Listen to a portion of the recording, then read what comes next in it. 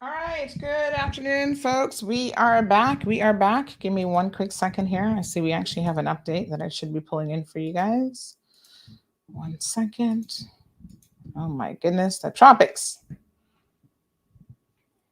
Let me just See unmute. how it's kind of curling up there around to the east as well. And so likely that we are watching it even getting its act together a bit more as we speak. Tropical storm warnings are up for Western Cuba, the Cayman Islands. Jamaica is not under the tropical storm warning, but you're going to get some heavy rain out of this. And so for the islands, we could see anywhere from 8 to 10 inches of rain and potentially more than that, which would cause flooding and mudslides. And then we look at the projected path getting into our Gulf Coast. So the timing wise, and I want to make sure that you're aware of this, we've got 3 to 4 days. This is Sunday into Monday. And so, exactly where it goes will change the time a little bit. But by Sunday morning, we're likely to have an almost major hurricane. 110 mile per hour is the forecast. 111 is major hurricane, Cat 3 status. So we're very close to that. I would plan for that. Actually, I always plan for, one category stronger because that's certainly a possibility. We know intensity forecasting is challenging. And we know the system.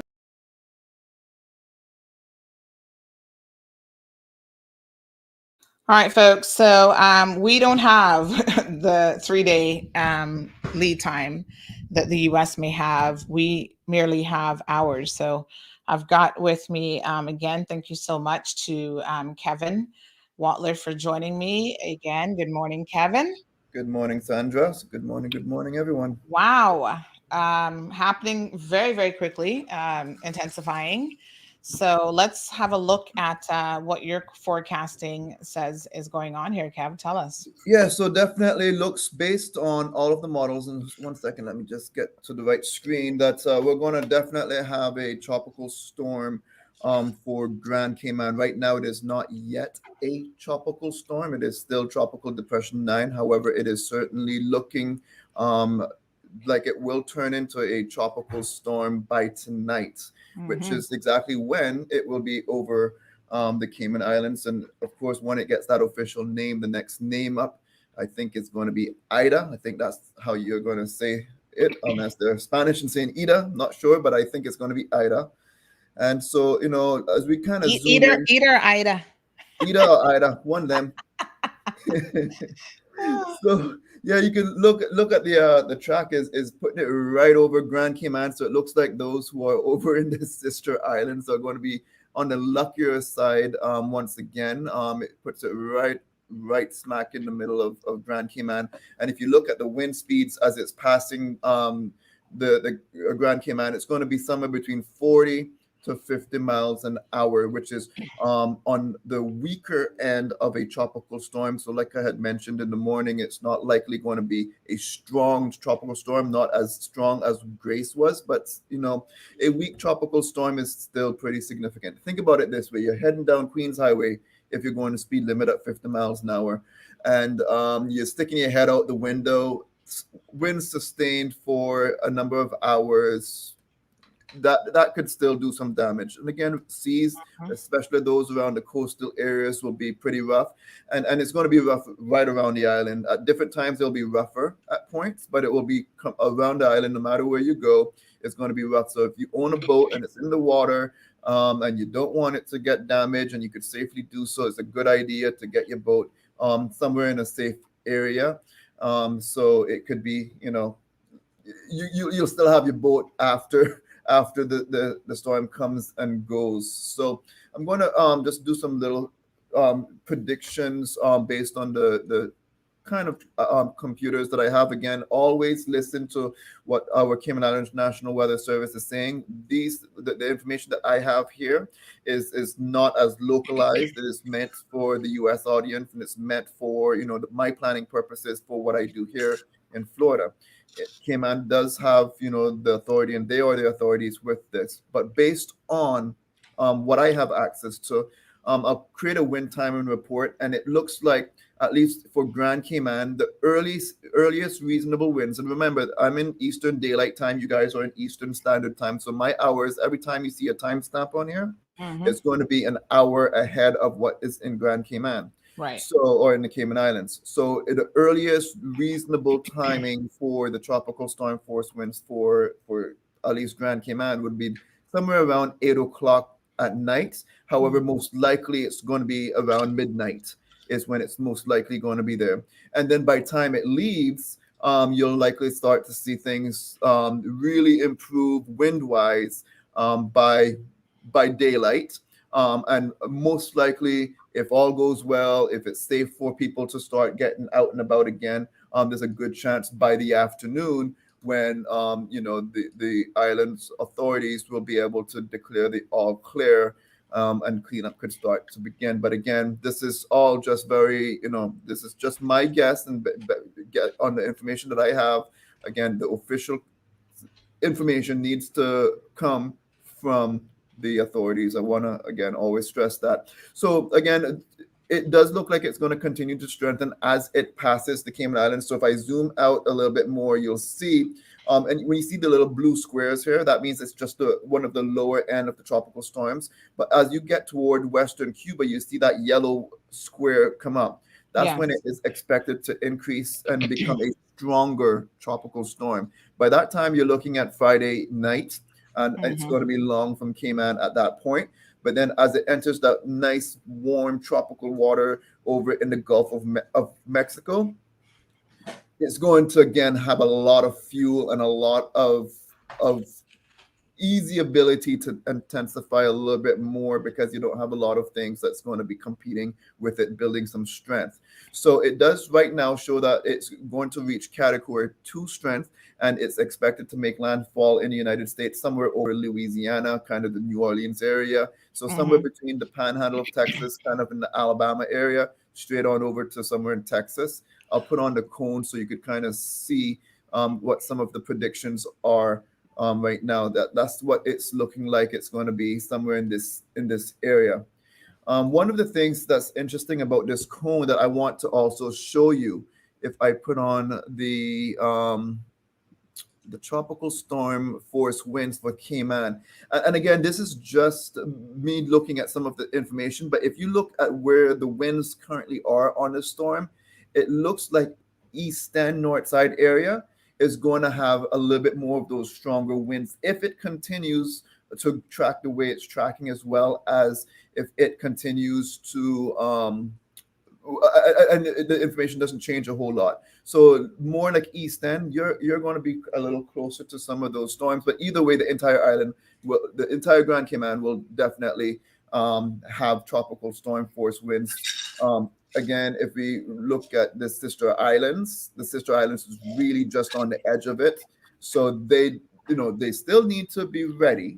They will likely have some yucky weather over there as well too, but it's certainly not going to be as significant as what Grand Cayman is going to be experiencing. So again, just to kind of give a quick summary, it looks by tonight, Tropical Storm Ida will be over, or it's not Tropical Storm Ida yet, but at least the system likely to be Tropical Storm Ida will start impacting Cayman sometime late tonight or over the early hours of the morning. By tomorrow, it's expected to be a hurricane somewhere over Cuba. If not by Saturday, it's expected to be a hurricane. If not tomorrow, it's going to enter the Gulf of Mexico, and then it's going to slam into probably Louisiana area in the continental United States. It is moving at a good speed. That's good. We like when storms move a little faster because that means it's in and out. Yes. And it's not sitting over Cayman like how Ivan and some of those storms that did a lot of damage to Grand Cayman or the whole Cayman Islands, really. It's moving at a good speed. I think the last update shows around 13 miles an hour or so. So it's moving. All right. No worries. Okay. So, folks, we do have some important announcements that we do want to make as well. If you are a parent, you should be making preparations to pick up your children as we speak. Well, now the schools are closing at 12 o'clock promptly. I know it was very short notice, but around 11:30, the story went up and it was obviously posted on Facebook and our social media platforms. The school bus will be leaving promptly at 12:15. So if your children, my apologies, you can pick up your children by 12:15 The schools are closing at 12 and the buses will be leaving pretty much now, like around 12. So if you need to make any arrangements with your children to have someone home to be there when they get home, or whatever those situations are, please prepare to do so now. Government will be closing at 12:30. So all non-essential services, all non-essential government offices will close at 12:30 today. And private schools, I understand, it looks like they're going to be largely remaining open, but you should contact your individual schools if you have any questions in terms of what the private institutions are doing. So non-essential government services closing at 12:30. Again, the public is being encouraged to make whatever preparations you need for this particular system. And Water Authority also announced that they're closing at 3 p.m. today. So if you need to get in there to do anything, folks, this is where you should really think about doing a lot of things online so that there's no reason for you to go to the Water Authority. But they're closing at 3 p.m. today until the all clear is given, hopefully sometime tomorrow. And the needs assessment unit will also be closing at 12:30 today, and they plan to reopen on Monday. So in terms of school, one other note, there will be no school on Friday. So that's tomorrow, August the 27th, absolutely no school. So I know that this is pretty short notice, folks. And, obviously it is what it is. But we're in the middle of a tropical storm situation. So, it is what it is. That's all I can tell you at this particular time. Make your necessary preparations. I heard that Price Right is already slammed. Foster's is slammed.